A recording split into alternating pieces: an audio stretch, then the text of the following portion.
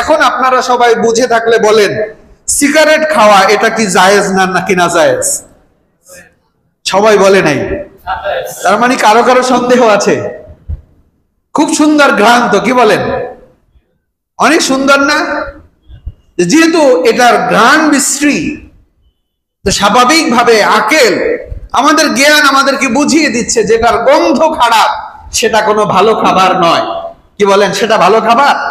তো আল্লাহ তাআলা এই সিগারেট খেয়ে আমরা যারা আমাদের ছোটদেরকে অসুস্থ করছি, আমরা যারা সিগারেট গ্রহণ করি না, এরকম মানুষদেরকে আমরা এই বায়ু দূষণ করে পরিবেশের ভারসাম্য নষ্ট করছি, আমরা নিঃসন্দেহে খারাপই করছি।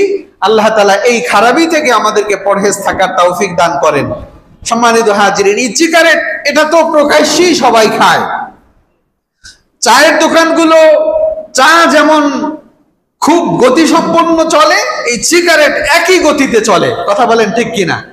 কিন্তু আমাদের সমাজে, আমাদের যুব সমাজ আরো অনেক কিছু গ্রহণ করে। যেমন এই এলাকার মধ্যে মসজিদ, কলেজ মসজিদ, মসজিদকে আল্লাহ তাআলা বলেছেন পৃথিবীর মধ্যে শ্রেষ্ঠ জায়গা, সাইয়্যিদুল মাকান। রাসূল কারীম সাল্লাল্লাহু আলাইহি ওয়াসাল্লাম বলেছেন মসজিদের ভূমি, মসজিদের এই জায়গাটা, এটা হলো পৃথিবীর মধ্যে শ্রেষ্ঠ জায়গা।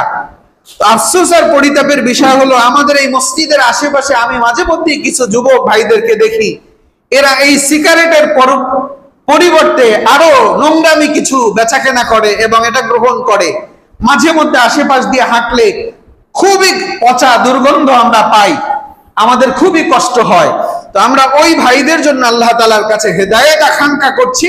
আর এতগুলো মুসল্লি আমরা প্রতিদিন মসজিদে 5 বার যাতায়াত করছি, এই মানুষদেরকেও সতর্ক হওয়ার জন্য আমি অনুরোধ করছি যে আমরা সতর্ক হব। এই আশেপাশে যদি এরকম কেউ করে, আমরা এদেরকে বারণ করব, এদেরকে আমরা চিহ্নিত করব, এদেরকে টার্গেট করে প্রয়োজনীয় ব্যবস্থা আমরা নিব ইনশাআল্লাহ। রাজি আছি তো ইনশাআল্লাহ? আল্লাহ তাআলা আমাদেরকে তৌফিক দান করেন, বলুন আমিন।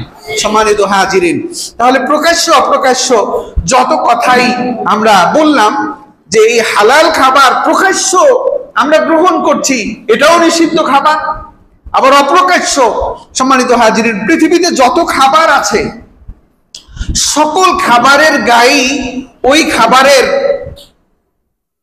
উপকার কি আছে, এই খাবারের মধ্যে কি প্রোটিন আছে, কি আয়োডিন আছে, কি আমিষ আছে, এটা ওই খাবারের গায়ে সুন্দর করে লেখা থাকে। কি বলেন, থাকে কিনা? এই খাবারটা কি কি জিনিস দিয়ে তৈরি করা হয়েছে, এখানে কতটুকু আয়রন দেয়া আছে, কতটুকু আয়োডিন দেয়া আছে, কতটুকু সুগার দেয়া আছে, এগুলো